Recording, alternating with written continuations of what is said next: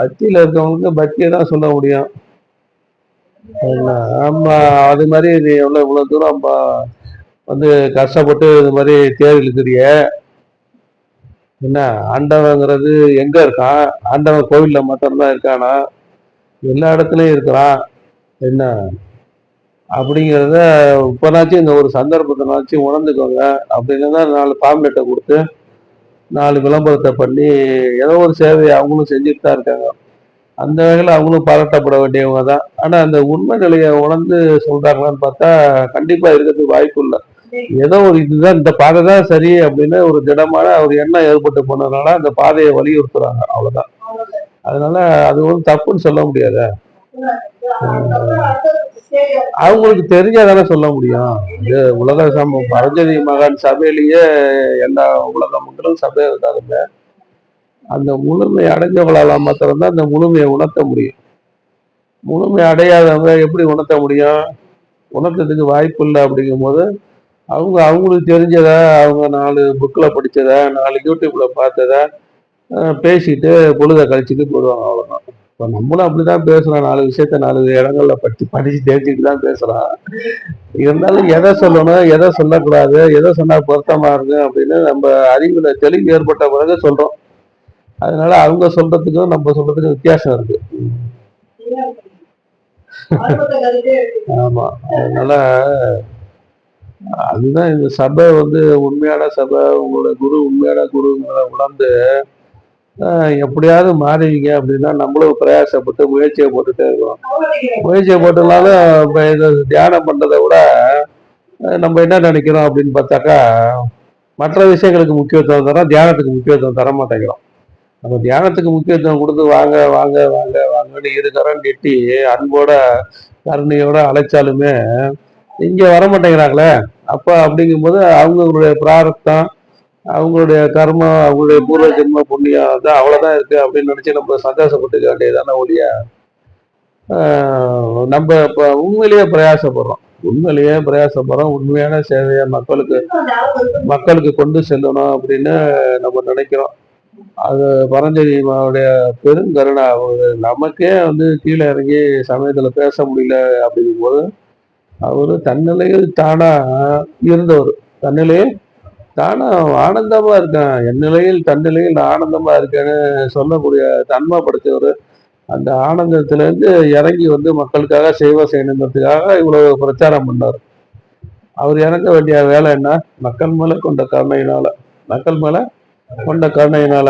அப்போ ஒரு சிஷ்ய பிள்ளை கேட்குறாங்க, தியானம்லாம் பண்ணுனாக்கா தூங்காமல் தூங்கி சுகம் பெறுவது எக்காலம் அப்படிங்கிற மாதிரி அந்த சுகத்துல லயமான பிற்பாடு நமக்கு வந்து உலக வாழ்க்கையிலேயே ஒரு சிந்தனை தோன்றதில்லை. அப்போ சபையில மாத்திரம் சேவை செய்யணுங்கிற சிந்தனை எப்படி வரும்? ஏன்னா அந்த சுகத்திலேயே தானே இருப்பான் அப்படின்னா அது பரஞ்சோதி மகான உதாரணமா எடுத்துக்கலாம். சில பேர் தன்னிலையில் தானா அந்த சுகத்திலேயே வாழ்ந்து லயமாயிடுவாங்க. அவங்க பெற்ற பயனை வந்து உலகத்தாருக்கு தெரிவிக்க மாட்டாங்க, உலகத்தாருக்கு அறிமுகப்படுத்த மாட்டாங்க. அதனால என்ன பயன், என்ன புண்ணியம்? அப்போ பரஞ்சோதி மகானுடைய பெருங்கருணை அவர் தன்னிலையில் தானா சுகானந்தத்துல திளைச்சி இருந்தாலுமே அந்த நிலையிலேருந்து கீழே இறங்கி வந்து தான் பெற்ற இன்பத்தை மக்களுக்கெல்லாம் கொண்டு போய் சேர்க்கணும்னு படாத பாடுபட்டாரு. அவருடைய பெருங்கருணையினா இந்த சந்தர்ப்பத்துல நம்ம நினைவு கூறாம இருக்க முடியாது. அதே பாணியில தான் நம்மளும் என்ன பண்றோம், இந்த விஷயத்த மக்கள்கிட்ட கொண்டு போய் சேர்க்கணும் தான் படாத பாடுபடுறோம், உண்மையா பிரயாசப்படுறோம். இருந்தாலுமே மக்கள் வந்து வேற எங்கேயோ ஏதோ இருக்கிறதா கற்பனையில வாழ்ந்துக்கிட்டு இதுக்கு ஒரு முக்கியத்துவம் கொடுக்காது என்ன வாழ்ந்துட்டு இருக்காங்க. ஒருத்தர் கேட்குறாரு, ஒரு சிஷ்ய பிள்ளை, நான் வந்து 20 வயசுலயே உபதேசம் வாங்கியிருந்தா இன்னும் நல்லா சிறப்பா வந்திருப்பேன் அப்படிங்கிறாரு. அதுல ஏதாவது பொருத்தம் இருக்கா அப்படின்னு பார்த்தா எந்த பொருத்தமும் இல்லை. இப்ப மாத்திரம் நம்ம என்ன பண்றோம், இந்த வயசுல நமக்கு உபதேசம் கிடைச்சிருக்கு, இந்த வயசுல கிடைச்சுமே நம்ம என்ன பண்றோம், நம்ம நம்ம சரியா பண்றோமா அப்படிங்கிறத நமக்கு நாமே சர்டிபிகேட் கொடுத்து பார்த்துக்கிட்டோம் அப்படின்னா நம்ம எந்த அளவுல இருக்கோம் அப்படிங்கிறது சுய பரிசோதனை செஞ்சு பார்த்துக்கிட்டோம் அப்படின்னா நம்ம தியானத்துல நம்ம எந்த அளவுல இருக்கோங்கிறத நம்மளே அனுமானிக்கலாம். அது ஒன்றும் பெரிய விஷயம் இல்லை. தியானத்துல வந்து நம்ம அனுமானிக்க முடியாது என்ன இருக்கு. அதுக்கு தானே அந்த சமயோஜித அறிவு புத்தியும் கொடுக்கக்கூடியதுதான் இந்த தியானம். அப்படிங்கும்போது அந்த அறிவை பயன்படுத்தி நம்ம இந்த வயசுல தியானம் வாங்கிக்கோமே சரியா முறையா பண்றோமா இல்லையா, அப்படிங்கிறத சந்தர்ப்பமா நம்ம வந்து அனுமானிச்சு அதுக்கு தகுந்த மாதிரி நம்ம வாழ்க்கையை மாற்றி அமைச்சுக்கணும். அதுதான் புத்திசாலித்தனம். இல்ல அப்படியே இல்ல அந்த வந்து சித்தம் போக்கு சிவம்போக்கு அப்படின்னு அப்படி வாழ்க்கை வந்து மனம் எங்கெங்கெல்லாம் இழுத்துட்டு போதோ அது தான் வாழ்வேன். என்ன அப்படியே வந்து இந்த தியானத்துக்கு வல்லம் வந்தா அதை தன்னோட அதை இணைச்சிக்கிட்டோம் அப்படின்னு நம்ம நினைச்சுக்கிட்டே இருந்தோம்னாக்கா நம்ம ஏமாந்து போயிடும். அப்ப மனம் அப்படித்தான் இழுத்துட்டு போகும். அதை வந்து புத்திய கொண்டு அதுக்கு நல்லது போலதை சொல்லி என்ன நீ இப்படிலாம் இருந்தீன்னா தியானத்துல மேல்நிலைக்கு வர முடியாது. என்ன நீ தியானத்துல நல்ல நிலைமைக்கு வரணும் அப்படின்னாக்கா கொஞ்சம் இதுல வந்து விலகி மனசை உள்முகமா திருப்பி இந்த தேவையில்லாத விஷயங்கள் எல்லாம் வெளியில தள்ளி தேவையான விஷயங்கள் எல்லாம் உள்ளர வாங்கி வாழ பழகிக்கணும், தியானம் பண்ணணும் அப்படிங்கிறத நம்ம மனசுக்கு வலியுறுத்திக்கிட்டே இருந்தோம் அப்படின்னாக்கா என்றைக்காவது ஒரு நாள் மனசு புத்தி சொல்ற மாதிரி கேட்க ஆரம்பிச்சிடும். அது வரைக்குமே நம்ம அந்த முயற்சியை பண்ணிக்கிட்டே தான் இருக்கணும். நம்மளுடைய விடாமுயற்சியோட ஒரு வேடன் வந்து என்ன பண்றான், ஒரு புறா மரத்துல உட்காந்துருக்கு. அத அம்பால வீழ்த்தணும் அப்படிங்கிறது அவனுக்கு இலக்கு, அவனுக்கு குறி, அவனுக்கு வந்து சொல்றாங்க அதை வீழ்த்திடு அப்படின்னு. அதை அவன் வீழ்த்தணும்னா அவனுக்கு என்ன வேணும்? திட மனசு ஏகாக்கிரமான சிந்தனையும் வேணும். ஏகாக்கிரமான சக்தியும் வேணும். அப்பதான் அதை வீழ்த்த முடியும். இல்லாட்டி வீழ்த்த முடியுமா? அந்த புறாவை வீழ்த்தணும் அப்படின்னா திட மனசும் ஏகாக்கிரமான அந்த சக்தியும் இருந்தாதான் வீழ்த்த முடியும். அப்படிங்கும்போது மனிதனும் வாழ்க்கையில வந்து தன்னுடைய இலக்கை அடையணும் அப்படின்னாக்கா என்ன வேணும்? அதுக்கு திட மனசும் ஏகாக்கிரமான சக்தியும் வேணும். அதை கொடுக்கக்கூடியது எளிமையாகவும் எளிமையா என்ன கொடுக்கக்கூடியது தியானம் மாத்திரமே. தியானம் மாத்திரம்தான் அதை கொடுக்குமே ஒழிய வேற எதுவுமே அதை கொடுக்காது. அப்படிங்கிறதுனால அப்படிங்கிறதுனால தியானத்தை வந்து என்ன பண்ணணும் அப்படின்னாக்கா திட மனதோட ஏகாக்கிரமான ஒரு சிந்தனையோட தியானத்தை வந்து கை கொள்ளணும். கை கொண்டா என்ன நடக்குது? தேவையில்லாத எண்ணங்கள்லாம் விலகி உள்ள வந்து தூய்மையாகுது. உள்ள தூய்மையானா என்ன ஆகுது? அந்த பேரறிவான பரஞ்செய்தி உங்க உள்ளத்துல உதயமாகுது. உதயமாகுதா இல்லையா? அந்த பேரறிவான பரஞ்செய்தி உள்ளத்துல உதயமானா என்ன நடக்கும்? நம்ம வாழ்க்கையில உள்ள சிக்கல்கள் எல்லாம் தீர்த்து கொள்ளக்கூடிய வல்லமை, சிக்கல்கள் எல்லாம் தீர்த்து கொள்ளக்கூடிய அறிவு, ஆற்றல், சமயோஜித அறிவு, இவங்க எல்லாமே தானா ஏற்பட்டு போயிடும். அப்போ இந்த இடமான மனசும் ஏகாகிரமான சிந்தனையும் இல்லாத நானும் தியானம் பண்றேன் அப்படின்னு மேலோட்டமா பண்ணிட்டே இருந்தாக்கா நீ அந்த ஒரு புறாவை வீழ்த்துறதுக்கே என்ன வேணும்? திட மனசும் ஏகாகிரமான சிந்தனையும் வேணும். அது இல்லாட்டி என்ன ஆகும்? குறி தப்பி போகும். நீ 10 அம்பு போட்டீங்கன்னா ஒரு அம்பு கூட அது மேல படாது. 11வது அம்பு போடும் போது அதுக்கு புறாவுக்கு உள்ளுணர்வு ஏற்பட்டு நம்மள அம்பால வீழ்த்த பார்க்கறோம்னா அது பறந்து போயிடும்.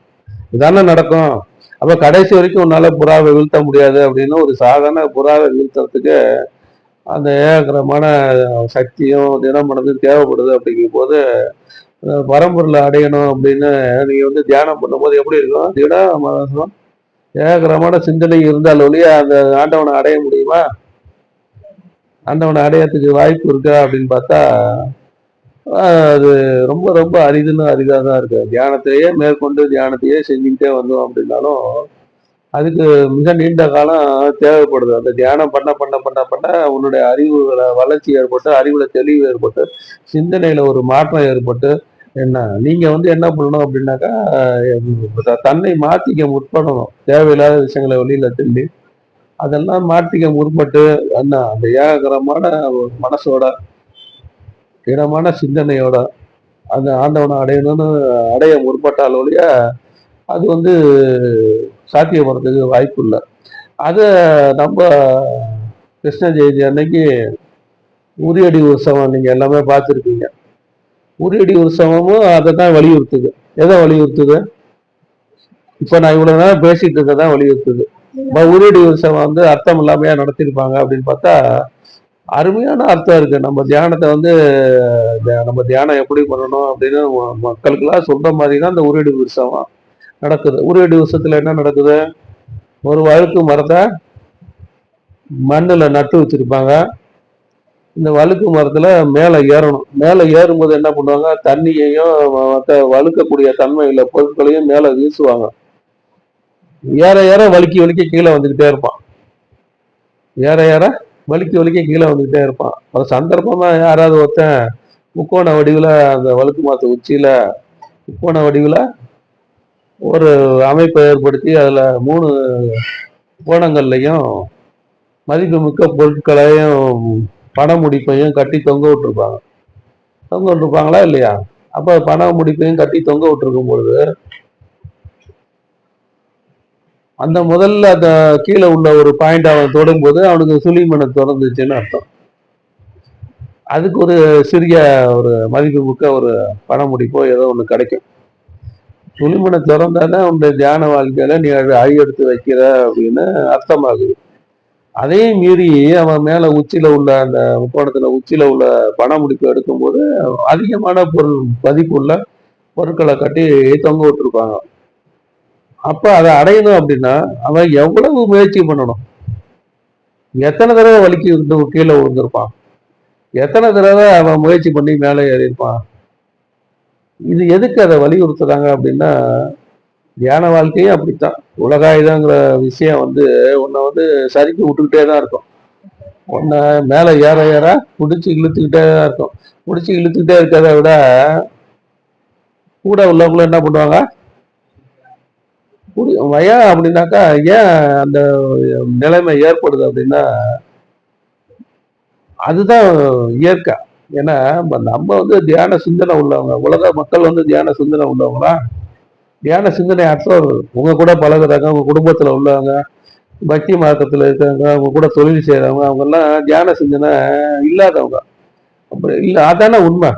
அதனால பிடிச்சி இழுத்துக்கிட்டே தான் இருப்பாங்க. அப்படிங்கும்போது இதெல்லாம் மீறி நீ மேலே ஏறி அந்த வழுக்கு மரத்து உச்சியில உள்ள அந்த படம் முடிப்ப உன்னுடைய வெகுமதியை பெறணும் அப்படின்னா நீ என்ன பண்ணணும், விட சிந்தனையோட விடாமுயற்சியோட என்ன இறைவனை அடையணும் அப்படிங்கிற காதலோட அந்த இலக்கை அடையணுங்கிற வெறியோட நீ திரும்ப திரும்ப திரும்ப திரும்ப முயற்சி பண்ணி இந்த வழுக்கு மரத்துல ஏறணும். அதனால கிருஷ்ண ஜெயந்தியோட வழுக்கு மரம் உணர்த்துது. இல்லை வேற ஏதாவது உணர்த்துதா? வேற ஏதாவது உணர்த்துற மாதிரி இருந்தா சொல்லுங்க, நானும் தெரிஞ்சுக்கிறேன். வேற ஏதாவது உணர்த்துது?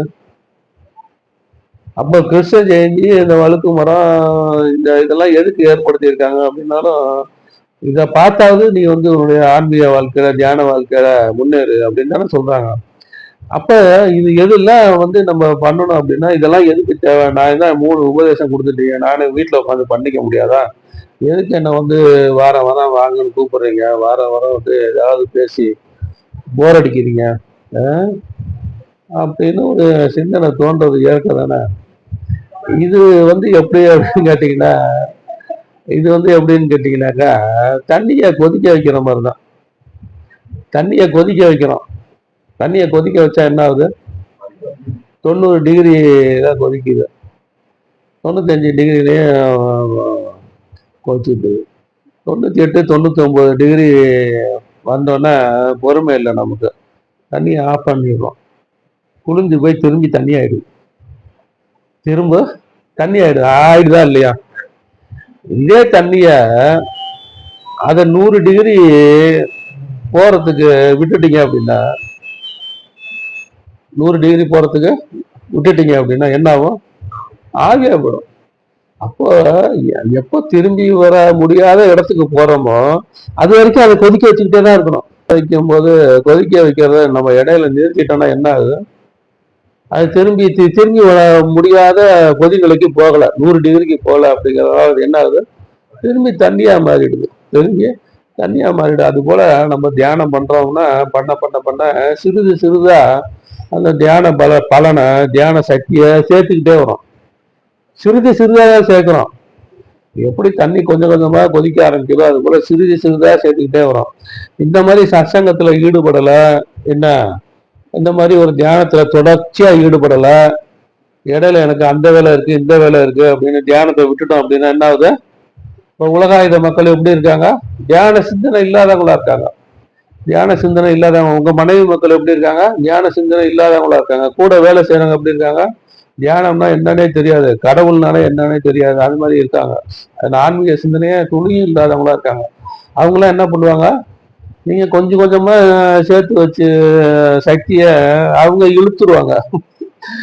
அவங்க இழுத்துருவாங்க. அப்போ அதே என்ன ஆகுது அப்படின்னாக்கா, தொடர்ச்சியா தியானம் பண்ணல, தொடர்ச்சியா சத்சங்கத்துல கலந்துக்கல அப்படின்னா என்ன ஆகுது, நீங்க ஏதோ ஒரு ஒரு வருஷம் 2 வருஷம் கஷ்டப்பட்டு சேர்த்து வச்ச தியானத்தினுடைய சக்தி, தியானத்தினுடைய பலன் என்ன ஆகுது, யாராலேயே உறிஞ்சப்படுது. அப்ப நீங்க என்ன பண்றீங்க, திருப்பி ஆரம்ப நிலைக்கே போயிருங்க. ஆரம்ப நிலைக்கே தான் போறோம். அப்ப நான் இத்தனை வருஷமா நான் தியானம் பண்ணேன், எனக்கு எந்த முன்னேற்றமும் ஏற்படலை அப்படின்னு தியானத்தை குறை சொல்றதா? நீ சரியான முறையில தியானம் பண்ணல அப்படிங்கிறது தானே உண்மை. சரியான முறையில தொடர்ச்சியா தியானம் பண்ணல அப்படிங்கிறது தானே உண்மை. அதை விட்டுட்டு நம்ம என்ன பண்றோம், நம்ம தியானத்தை குறை சொல்றோம். நம்ம உலகாத விஷயங்கள்ல போய் ஈடுபட்டுக்கிட்டு என்ன, பிரபஞ்சம் முழுக்க நீக்கமர நிறைவேற்கிற ஆண்டவன் அந்த குறிப்பிட்ட இடத்துல மாத்திரம்தான் இருக்கான்னு நினைச்சுக்கிட்டு ஏமாந்து போய் அவனை வழிபடுறதுலையும், அவனை தொழுறதுலையும், அவனுக்கு கண்ணு முடிச்சுக்கிட்டு சேவை பண்றதுலையும் பொழுத கழிக்கிறவங்க ஒழிய, அந்த உண்மையான இறைசக்தி பிரபஞ்சம் முழுக்க நீக்கமர நிறைஞ்சிட்டு இருக்க இறைசக்தி உங்க உடம்புக்குள்ளாரே இருக்கான் உணர்ந்து அவனை தேட முற்படுறீங்களா? இன்னமும் அது இது என்ற இருநிலையை எரித்தே விட்டு அப்படிங்கிறார் பரஞ்சோதி மலர்.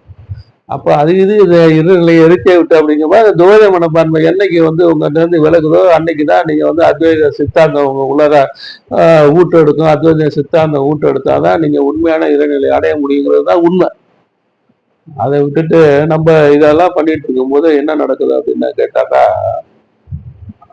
நம்ம தியானத்துல இருந்து விலகி தான் போறோங்கிறது தான் உண்மை. அதனால என்ன பண்ணணும் அப்படின்னாக்கா, நம்ம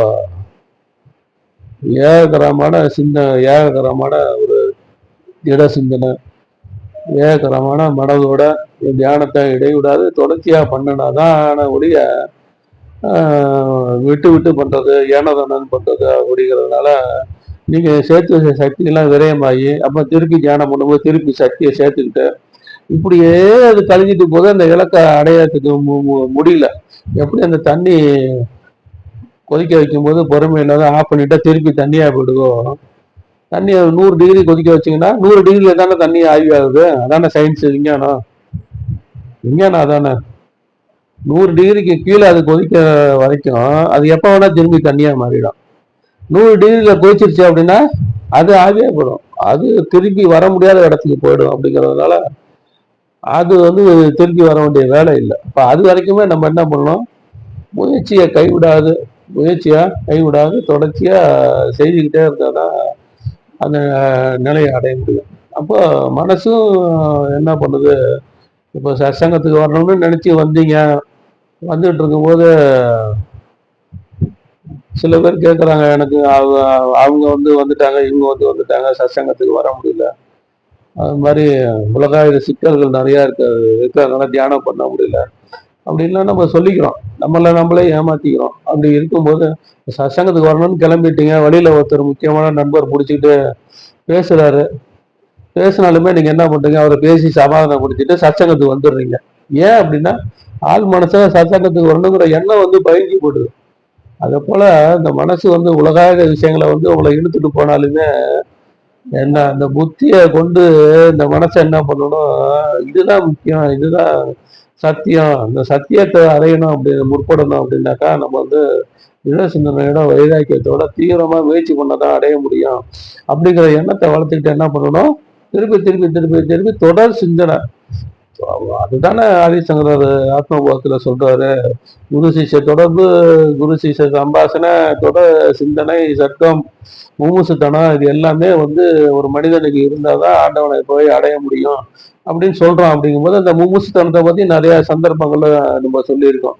முமுசுத்தனங்கிறது இன்னொரு சந்தர்ப்பத்திலேயே சொன்னாலும் தப்பு கிடையாது. ஏன்னா இந்த கேள்வி வந்ததுனால ரொம்ப நாள் தியானம் பண்ணாக்கா நம்ம அடைஞ்சிடலாம்னு சொல்றாங்களே அப்படின்னா, அது மாதிரிலாம் ஒன்றும் இல்லை. என்ன முமுசுத்தனங்கிறது இந்த ஆண்டவனை அடையணுங்கிற வேட்கை எப்படி இருக்கணும், ஒரு வீடு பற்றி எரியும் போது இந்த வீட்டை இனிமே காப்பாற்ற முடியாது அப்படிங்கிற ஒரு சூழல் வரும்போது அந்த வீட்டு தலைவன் தன்னையும் தன் மனைவி மக்களையும் காப்பாற்றுறதுக்கு எவ்வளவு வேகத்தோட செயல்படுவானோ அந்த அளவுக்கு வேகம் ஆண்டவனை அடையணுங்கிற விஷயத்துல இருந்தாதான் நீ ஆண்டவனை அடைய முடியும். அதே நம்ம ஞானவழி சாமிகள் வந்து வேற விதமா சொல்றாங்க. ஒன்னா கழுத்தை பிடிச்சி அமுக்குறான் காவேரியத்துல, தண்ணி நிறைய ஓடிட்டு இருக்கும்போது மூச்சு முட்டுது.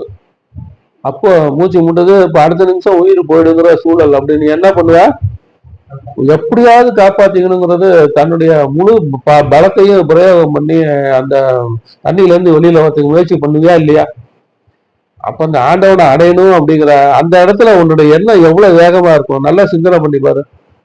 அந்த தண்ணில இருந்து வெளியில வரணுங்கிற எண்ணம் எப்படி இருக்கும், எவ்வளவு தீவிரமா இருக்கும், நல்லா சிந்தனை பண்ணி பாருங்க. அந்த அளவுக்கு வேகம் அந்த ஆண்டவனை அடையணும், ஆண்டவனை அறியணும் அப்படின்னு நீங்க முற்படுறீங்களா? இல்ல இல்ல அப்படிங்கும் போது அப்ப நம்ம முயற்சிக்கு எப்படி பலன் கிடைக்கும்?